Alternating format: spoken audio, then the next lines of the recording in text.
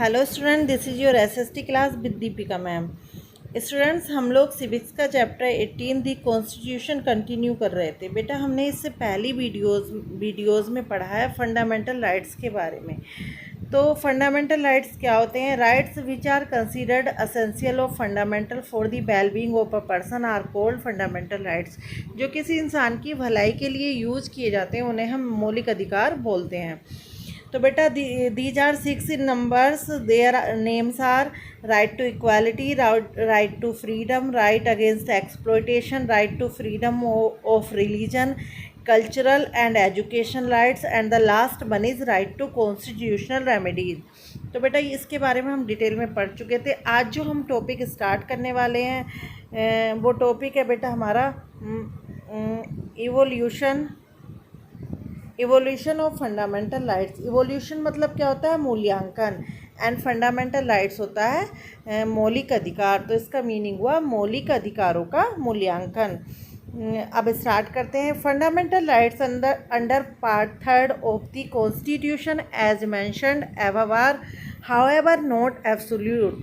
इसका मतलब है बेटा, फंडामेंटल राइट्स जो हमारे संविधान के पार्ट 3 में जिनका जो मेंशन हुए हैं, जिनका हमारे पार्ट 3 में जिक्र हुआ है, वो फंडामेंटल राइट्स पूर्ण नहीं होंगे अगर every right has its limitation.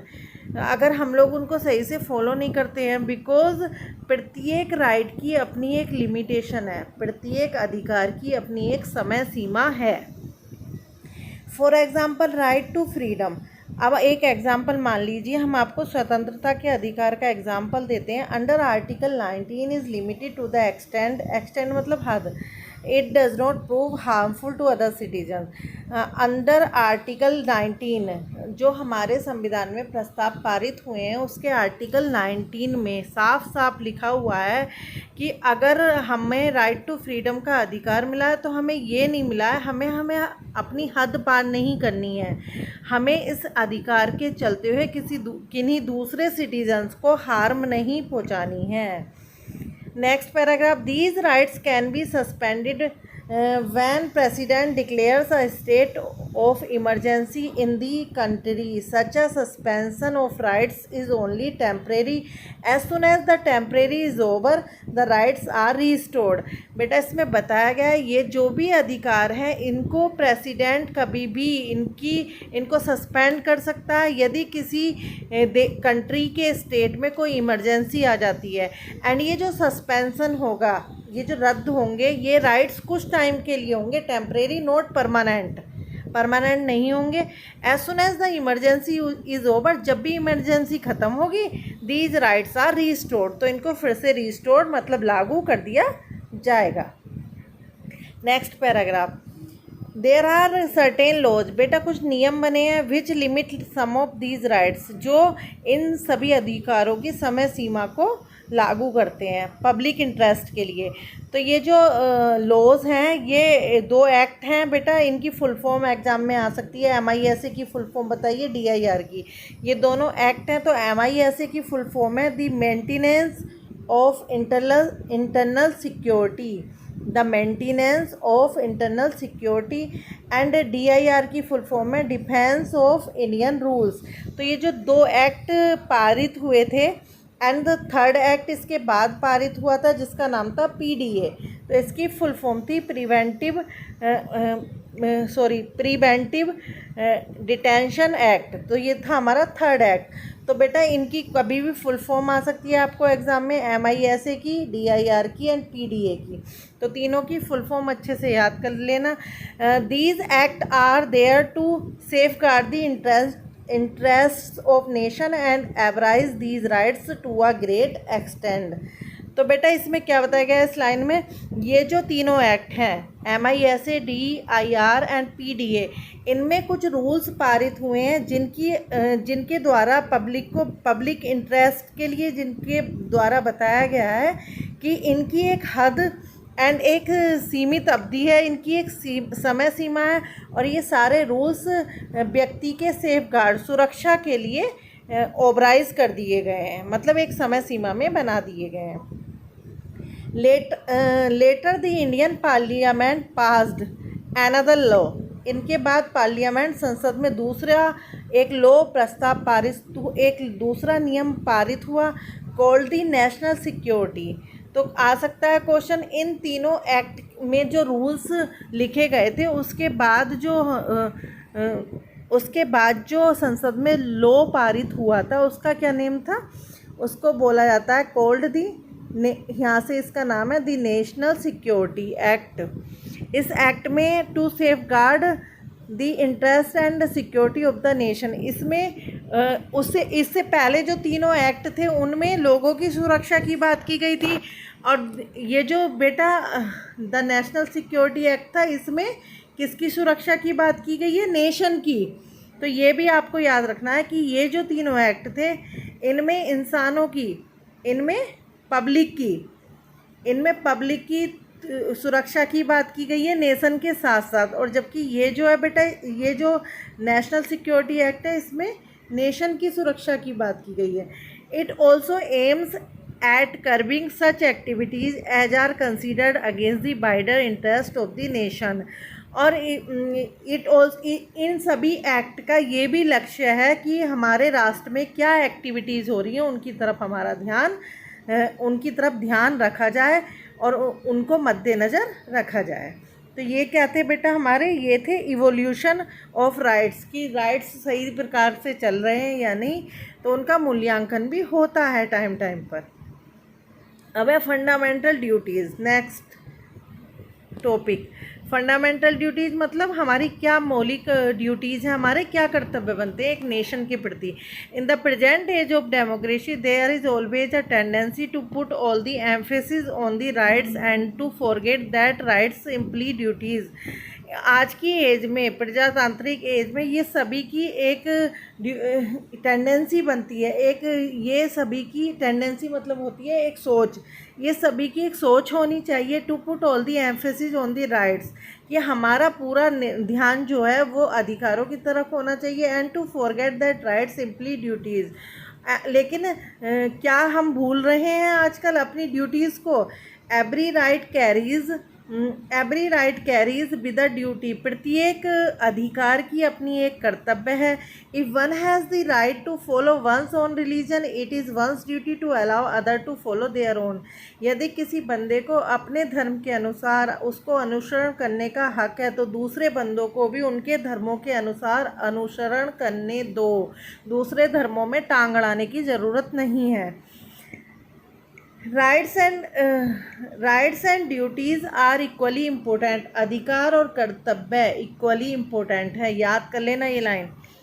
And that is why our constitution has laid down certain duties for the citizens along with their rights. इसलिए हमारे कॉन्स्टिट्यूशन ने कुछ कर्तव्य भी नागरिकों को समझाए हैं उनके अधिकारों के साथ साथ, अलोंग विद साथ साथ। Our constitution lays down that it shall be the duty of every citizen of India। अब ये नीचे कुछ बातें बताई गई हैं जो प्रत्येक नागरिक की ड्यूटी बनती है देश के प्रति। First is to abide by the constitution and respect its ideals and institution, the national flag and the national anthem. ये प्रत्येक, अगर कोई भारत में रह रहा है तो उस बंदे का कर्तव्य बनता है कि उसको हम अपने संविधान में रहना चाहिए, संविधान की रक्षा करनी चाहिए, रेस्पेक्ट करनी चाहिए, एंड उसके आइडियाज़, जो भी उसके संस्कार, जो भी उसके इंस्टीट्यूशंस हैं, एंड जो हमारा national flag and the national anthem है, राष्ट्रगान जनगण मन जो हम गाते हैं, एंड नेशनल फ्लैग, उनको सम्मान देना है, और ये कॉन्स्टिट्यूशन का पहला हक बनता है। Second is to cherish and follow the noble ideals which inspired our national struggle for freedom। संजो के रखना है, चेरिश मीन्स हमें संजो के रखना है नोबल आइडियल्स, जो भी नोबल हमारा आइडियल्स किसको बोलते हैं कि हमारा आइडियल कौन है, जितने भी महापुरुष हुए हैं, राजनेता हुए हैं, जिन्होंने भी नोबल काम किए हैं, जो भी नोबल चीज़ें हैं उनको संजो के रखना है और उनसे प्रेरित होना है और उन्हें बढ़ावा देना है। नेशनल स्ट्रगल, हमें संघर्ष करना है राष्ट्र के लिए, और राष्ट्र की स्वतंत्रता में जिन्होंने योगदान दिया है उन्हें हमें हमेशा याद रखना है। Third is to uphold and protect the sovereignty, unity and integrity of India। Bharat की प्रभुता, एकता और अखंडता को बरकरार रखना है। Fourth is to defend the country and render national service when called upon to do so. हमेशा तत्पर रहना है देश की सुरक्षा के लिए, देश की रक्षा के लिए, जब भी किसी को बुलाया जाए। Fifth is to promote harmony and the spirit of common brotherhood. बना के रखना है हमेशा हारमनी, मतलब हारमनी भाईचारा, ब्रदरहुड भी भाईचारा को बोलते हैं। हारमनी मतलब एक दूसरे की हेल्प करनी है, भाईचारा बना के रखना है, बंधुत्व बना के रखना है, भाई बंधु among all people of India. सब लोग समान है भारत में। And transcending religious, linguistic and regional और सेक्शनल डाइवर्सिटीज़। और भारत में सुनो, भाषा को लेके एंड रीजनल, भाषा को लेके, क्षेत्र को लेके और संप्रदाय को लेके, एंड डाइवर्सिटीज़, विभिन्नता को लेके। थोड़े थोड़े देर में बोली बदल जाती है, थोड़े थोड़े देर में भाषा बदल जाती है लोगों की, तो इन सब को लेके इन सब का सम्मान करना है। And to renounce practices derogatory to the dignity of women. और औरतों के सम्मान के लिए हमेशा तत्पर रहना है, औरतों का कभी अपमान नहीं करना है। तो ये सारे रूल्स जो हैं ये किस में लिखे गए हैं, जो भी अभी मैंने ऊपर एक्ट बताए थे, तीनों एक्ट ऊपर थे एंड उसके बाद एक देश के लिए एक्ट था, तो ये सारे रूल्स उनमें हैं कि ये करना है।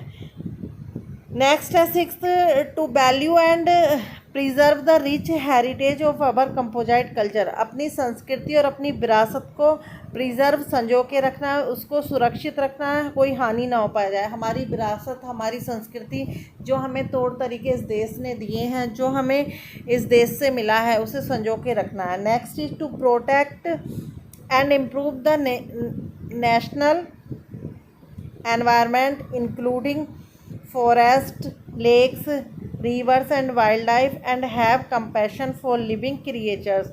ये सब चीज़ें भी संजो के रखनी है, इनका ध्यान रखना है, प्रोटेक्ट करनी है, इनकी सुरक्षा करनी है। एंड ये सब राष्ट्रीय चीज़ें क्या क्या बेटा, एनवायरनमेंट, हमारा जो वातावरण है जिसमें क्या क्या आते हैं, forest, lakes, rivers, wild life, ये सब जो हमारे नेचुरल चीज़ें हैं, ब्यूटी ऑफ नेचर है, इनको हमें इनकी सुरक्षा करनी है। And have compassion for living creatures. और जो भी नेचर लिविंग क्रिएचर हैं, पक्षी वगैरह, उनकी देखभाल करनी है, उन पे कंपैशन दिखाना है, दया भाव दिखाना है। जितने भी क्रिएचर्स हैं हमारे जो बोलते नहीं हैं, पक्षी, पशु पक्षी हैं। नेक्स्ट है 8, to develop the scientific temper, humanism and the spirit of inquiry and reform.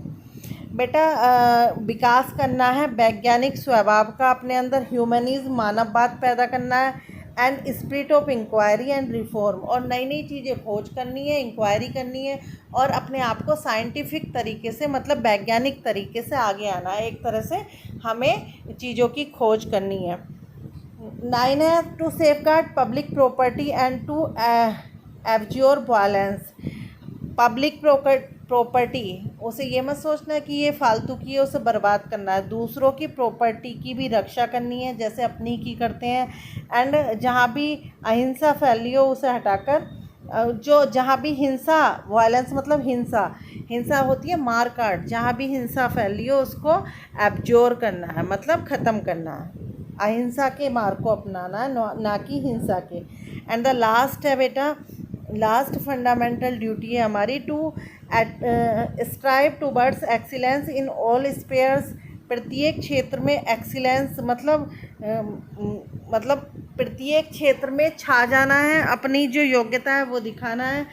Of individual and collective activities, अपनी इंडिविजुअल एक्टिविटीज़ भी दिखानी है, मतलब किसी एक बंदे ने कुछ अच्छा किया तो उसे भी आगे बढ़ावा देना है। एंड समूह में कोई एक्टिविटी की है भारत के लोगों ने तो उसे भी बढ़ावा देना है, मतलब अपने देश को हर तरह से ऊपर उठाना है।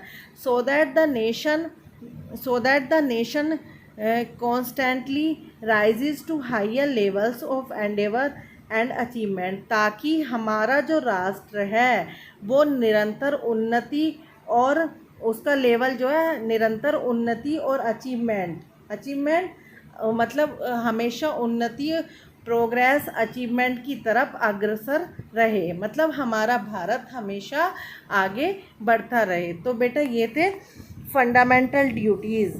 आई होप आपको अच्छे से समझ आए होंगे। कल मैं पेज नंबर 122 पे नेक्स्ट और लास्ट है बेटा, अब बस लास्ट आपका टॉपिक रह गया है जो है efforts made for the marginalised communities to realise their rights on page number 122। इसको हम कल डिस्कस करेंगे। Thank you.